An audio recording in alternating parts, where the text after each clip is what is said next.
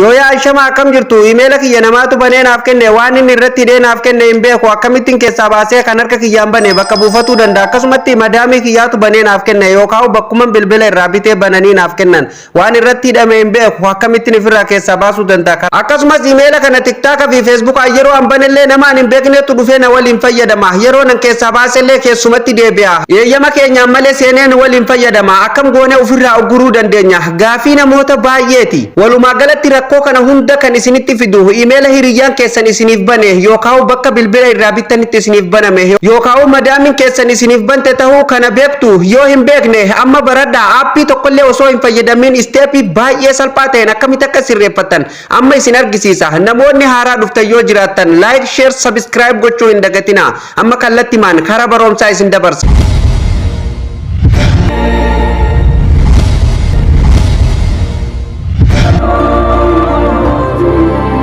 Hordoftoota kiyya kabajamoo walitti deebinee jira email akkaawuntii namni nuuf bane akkamitti keessaa baafnee kan harka keenyaan bananne kan nu malee namni tokko hin beekne bakka buufatuu dandeenya akkasumas feesbuukaa fi tiktaaka emaila kanaan banattan kan namni yeroo yeroon seenee isin waliin fayyadamu yeroo isin keessaa baastanillee eeyyama keessaniin malee keessatti deebi'ee isin cinqe furmaata isaa bal'inaan kan waliin ilaalu ta'a. Namoota akkasiisan hundaayyuu ofirraa ugguruu fi emaila harka keessaniin banattan bakka buufatuu ni dandeessu amma kallattimaan seenee isin argisiisa nafaana bu'a kana sirreeffatuuf hordoftoota kiyyaa dursa gmaila bilbila keessanirra jiru keessa seentu yeroo tokkoof keessan seena. Tana booda emailli keenya haala kanaan nuuf bana hordoftoota kiyya emaila kana jinniin haa isiniif bantu namni isiniif haa banu abbaan fedheeyyuu isiniif haa banu jechuudha haala kanaan isiniif dhufa yeroo inni haala kanaan isiniif dhufe tuqaa sadeen kanarratti yeroo tokkoof kiliik gootan sana booda haala kanaan isiniif banama suuta jettanii akkanatti ol harkistu jala kanatti gadi buutanii seetiinge bakka jedhu kana ni cuqaastu sana booda haala kanaan emaila isin keessaa qabdan hundaayyuu haala kanaan isiniif fida jechuudha nama gaa isin jalaan dhosse hordoftoota kiyya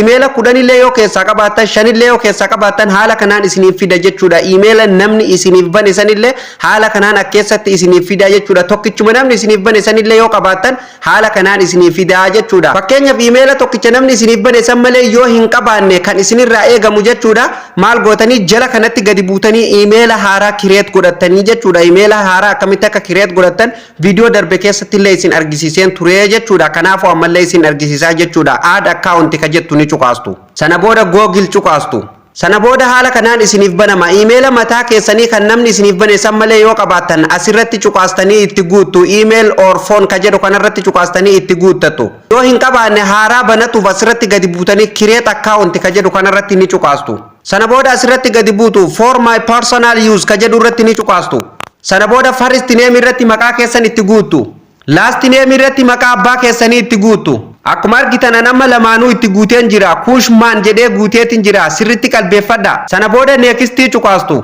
sana booda haala kanaan basic information jedhee mata duree kana qabatee isinii dhufa manzi bakka jedhu irratti ji'a itti guutu ji'a keessa dhalattanitti guutan kanuma argitan itti guutan rakkoo hin qabu day bakka jedhu irratti illee guyyuma tokko kan argitan itti guutan year bakka jedhu irratti bara keessa dhalattanii guutu bara 1990 ol guutuu qabdan jechuudha 2000 gadi gidduu kana guutuu qabdan jechuudha waan hunda akka isiniif dalaguuf jechuudha itti guuteen jiran asirratti gadi buutanii gender bakka jedhu irratti saala keessan ni filattu tokko filadheen jira sana booda jala kanatti gadi buutu neextii ni jirti neextii cuqaastu sana booda haala kanaan isiniif banama choose your email address jedhee mata duree kana qabatee isinii dhufa maqaa reefu isin irratti barreeffatta sanirraa koppii godhee emaila keessan haala kanaan kireet godhee isiniif kaa'aa jechuudha kan barbaadan irra ni kaa'attu jechuudha isin kun akkuma argitan jechuudha yookaan maqaa abbaa keessanii duubatti deebisee yookaan maquma keessan sirri isiniif kaa'aa jechuudha akkuma argitan amma asirratti kushmaan ka jedhu kana sirritti qalbeeffadha jechuudha emaila kana booda bakka buuseen isin argisiisa waan ta'eef jechuudha kushmaan 8675 jedhee naaf kaa'aa jechuudha irratti cuqaastu yeroo tokko haala kanaan geengoo kana keessatti qalama dibdu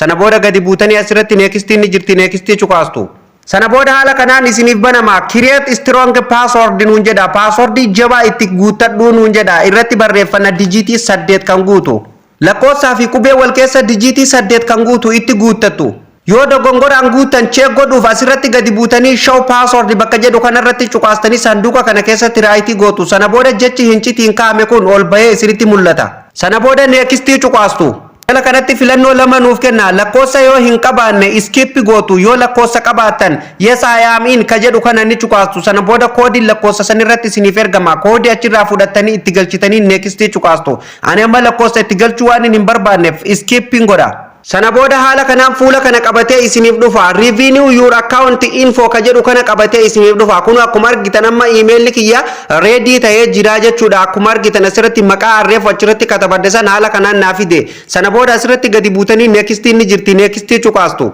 Sana booda haala kanaan fuula kana qabatee isiniif dhufa. Private and terms ka jedhu kana mata duree qabatee isiniif dhufa. Seera poolisii kan as keessa jiru kana jechuudha. Private policy akka qeebaltan irratti akka walii galtan isin gaafataa jechuudha. Agreementiin waliin akka waliif galtu nuuf mallatteessii nuun jedha jechuudha. Jala kanatti gadi buune eeyyee isiniif waliif galla, isin duuka waliif galla kan jedhu I agree ka jedhu kana ni cuqaastu.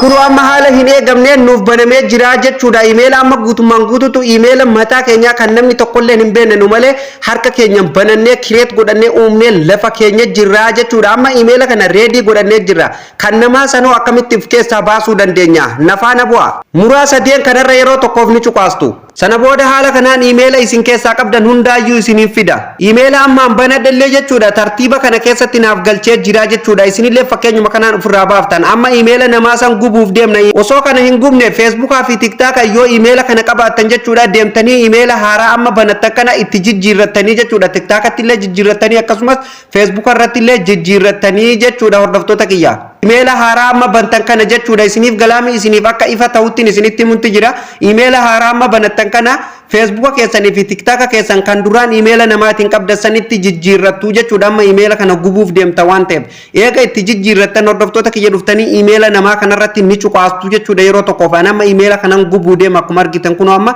email kana gubuuf hin deema irratti cuqaasta yeroo tokkoof. Sana booda haala kanaan isiniif dhufa email namaa ka gubuuf deemtan sun hundi isa haala kanaan as keessatti isiniif dhufa jechuudha. Guruu feetamoo gubuu feetamoo yeroodhaaf qilleensa irratti guruu feetamoo waan barbaadan jechuudha isin akkeessan godhuu dandeessan email namaa san jechuudha yoo barbaadan. Amma asirratti tuqaa sadeen kanarratti ni cuqaastu jechuudha. Email namaa kana fuuldura email gubuuf deemtan fuuldura tuqaa sadii jira. Tuqaa sadeen kanarratti yeroo tokkoof kilik gootu. Sana booda haala kanaan isiniif dhufa. Manage account ka jedhu ni argattu yeroo tokkoof irratti cuqaastu.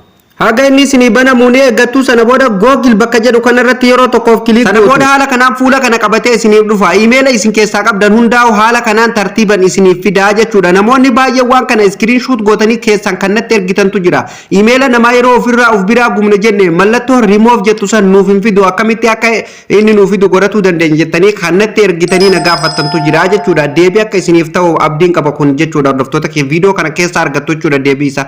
Kanaafuu email gubuu barbaaddan kan namaa kan ofirraa baasuu barbaadan ilaaltanii irratti cuqaastanii jechuudha. Nama fakkeenyaaf isa kanan ofirraa baasuu barbaadee jechuudha. Yeroo tokkoof irratti cuqaasaa jechuudha. Yeroo irratti cuqaastan haala kanaan isiniif fida. Maqaa nama sanii gubbarratti kaayee isiniif fida jechuudha. Maqaa nama gubuuf deemtanii san jechuudha. Email abbaa sanii haala kanaan isiniif fida jechuudha. Amma asirratti jechuudha remove hin qabu eessa remove goonaa jettanii kan na gaafatan asiini jechuudha. Eeyyee hin qabu remove garuu bakka inni qabuun isin argisiisa. Jala kanatti gadi buutanii tuqaa sadeen kanarra moor bakka jettu tana ni cuqaastu jechuudha. Yeroo irratti cuqaastan haala kanaan mata duree kana qabatee isiniif dhufaa jechuudha. Isin kan isin irraa eegamu kun amma asirratti remove isiniif bahee jira. Akkuma argitan remove account ta jettu tana ni cuqaastu jechuudha.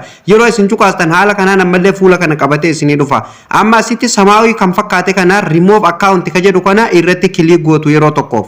Sana booda hordoftoota kiyyaa email nama kana amma gubatee jira jechuudha. Guutummaan guututti gubatee jira. Email keessan keessatti isin deebisa haala kanaan hunu akkuma argitaniin lakkoofsi email isin duraan qabdanii ni irrataa jechuudha. As keessatti deebitanii ilaaluu dandeessanii jechuudha hordoftoota kiyya. Email kana amma guutummaan guututti ofirraa gubeetiin jira jechuudha. Amma boodan hincitii bilbila kiyya keessa jiru namoonni duraan na hordofan email kanaan na hordofan guutummaan guututti deebi'anii na argatu hin dandahanii jechuudha. Waan tokko bilbila kiyyaas wama tokko argatu hin danda'anii jechuudha. Waan fedhan asirratti haafi'anii jiraatanii jechuudha. Email kanarratti jechuudha aappii barbaadan gadi haa buusanii sagalee keessan isin waraabaa jiranii viidiyoo isin waraabaa jiranii waan tokko hin fayyadu jechuudha. Amma boodan email kana eega asirraa guddaa waan tokko hin fayyadu jechuudha. Deebuullee hin danda'anii jechuudha.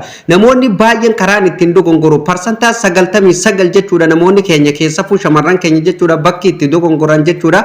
Bakka kanaa jechuudha hordoftoota kiyya. Sababni maal yoo naan jettan hordoftoota kiyya yeroo baay'ee bar viidiyoo abaluutti ol bahe akkasumas bar hincitii abaluutti qilleensarra bahe akkana ta'e jedhamuu malee akkamiin akka hincitiin sun eenyuun akka baamte maaliin akka baamte namoonni baay'een kan hin beeknetu jira jechuudha.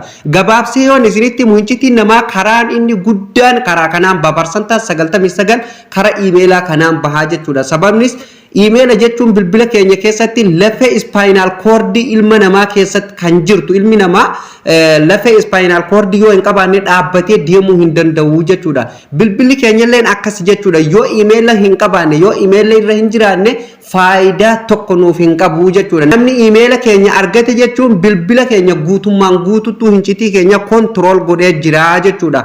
Kanaafuu sakandii takka keessatti control isin godhuu danda'a jechuudha namni. Kanaafuu iimeela keessa namni isiniif hin banini haala kanaan harka keessaniin banadha. Yoo namni illee isiniif bane viidiyoo kana ilaaltanii harka keessaniin banatu ni dandeessu jechuudha. Abbaa fedheetu jechuudha waan isin bilbila irraa qabdan fuudhee qilleensarra oolcha isin hin beektanii jechuudha.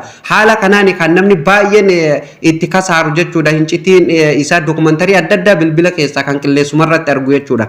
Haala kanaan iimeela nama ofirraa gubdanii iimeela keessan banatuu ni dandeessu jechuudha. Mee amma of duuba deebi'uun isin argisiisu iimeelli reefu sun ni jira moo hin jiru ka jedhu isin argisiisa jechuudha. Dhoftoota kiyya tuqaa sadeen irratti yoo deebinu sana booda sitting ka jedhu irratti gadi buutanii ni cuqaastu kun amma as keessa hin jiru jechuudha. Dhoftoota kiyya sana booda maal gootu iimeela keessan kan duraanii irratti cuqaafattu jechuudha. Kun kushmaan ka jedhu ni jira. Ani amma irratti cuqaaseen jira kun akkuma argitanii keessatti na deebisee jira jechuudha. Dhoftoota kiyya haala kanaan jechuudha sirreeffattu jechuudha. Kun iimeela kiyya haaraa kan amma bane haala kanaan ergaa baga nagaan dhufte jedhu haala kanaan naaf erganii jiranii jechuudha. Haala kanaan isinillee iimeela haaraa lafaa uummatuu dandeessu jechuudha.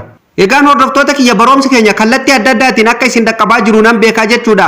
Warreen gara peejii Oxygen Media Network jalaan na hordoftan illee jechuudha gara Facebookaatiin kan na hordoftan barumsa parsantaa 15 qofa argataa akka jirtan beektanii jechuudha. Bal'ina barumsa keenya firii argattan jechuudha bilaasha baratuuf jechuudha. Fuula peejii Oxygen Media Network jala gadi seentanii watch now bakka jedhu kanarra cuqaastanii jechuudha. YouTube irra dhuftanii bal'inaan achirratti baratuu ni dandeessu jechuudha. Hordoftoota kiyya waan bilbila keessanirraa isin dhibe hundaa'u viidiyoo baay'eetu achitti hojjetamee jira waan ta'eef jechuudha. Achira dhattanii waan barbaadan sirreeffatu hin dagatinaan isiniin jedha. Akkasumas namoonni bilbili keessa watch now ka jedhu kana isiniif hin baafne illee haala kanaan jala kanatti gadi buutanii jechuudha. Suuta jettanii Oromaan bakka jedhu mallattoo YouTube irra jirtu tanarra cuqaastanii kallattimaan gara chaanaala keenyaa dhufuu ni dandeessu. Akkasumas peejiin kunillee peejii barumsaati. Barumsa baay'eetu asirratti illee darbaa jira. Kanaafuu follow godhuu hin dagatinaan isiniin jedha. Egaan hordoftoota kiyya kabajamoo barumsa irra isiniif qabadee dhufelleen jalqabaa kaafnee kan hanga ammatti waliin ilaalle kana akka sirriitti isiniif galuu fi akka warra baratanillee abdii guutuun qaba. Marree isinillee viidiyoo kana ilaaltanii eega xumurtanii chaanaala dinqii fi barsiisaa keessan jajjabeessuuf chaanaala kana subscribe gochuudhaan viidiyoon dabalatallee akka ofii isaatiin isin dhaqqabduuf mallattoo all notification irra kaa'attanii antummaa nuuf qabdan like godhuun akka nutti argisiiftan abdii qabna jechuudha. Viidiyoo kulleen akka namoota baay'ee bira ga'uuf please like tuquu hin dagatinaa. Like tuquun ana jajjabeessa waan ta'eef hordoftoota kiyya warreen hanga ammatti barumsi keenya isin jala darbellee mata duree viidiyoo jedhu kana irra cuqaasuun viidiyoon hanga har'aa nu as keessatti gadhiifne waan bilbila keessanii wal qabatu hundaa as keessaa argattu jechuudha. Waan as keessaa dhabdan komentii jalatti irra deebiin na gaafachuu ni dandeessu jechuudha. Akkasumas hordoftoota kiyya waan tokko ka isin rakkisuutu jira. Eega chaanaala kiyya kana jala dhuftanii tuqaa sadeen kanarra tuqaati. Sana booda share bakka jettu tanarra cuqaasaati hordoftoota kiyya. Sana booda jala kanaan isiniif haala kanaan isiniif baa copy link bakka jettu tana cuqaasaati hordoftoota kiyya. Peejii qabdan hundarratti garee adda addaa irratti linkii chaanaala keenya kana raabsuu hin dagatinaa jechuudha. Hordoftoota kiyya akkuma beekamu namoonni Oromoo jechuudha baay'een jechuudha gara social media kanaan hanqina guddaa qabna waan ta'eef hordoftoota kiyya. Kanaafuu chaanaalli ilma Oromoo hundinuu haa heddummaatu haala kanaan jechuudha. Copy link gootanii linkii chaanaala keenya bakka hundarratti hiriyoota keessaniif raabsuu hin dagatinaa. Akka chaanaalli keenya kun namoota hunda biratti mul'atee beekamu jechuudha. Kanaafuu chaanaala keenya hiriyoota keessan beeksisuu hin dagatinaan isiniin jedha. Bakka isiniif hin galin komentii jalatti naaf barreessaa. Barumsa irraa qabadallee asumarratti kan raawwatu ta'a. Barumsa itti aanuun hamma walitti deebinutti horaa bulaa Liibana.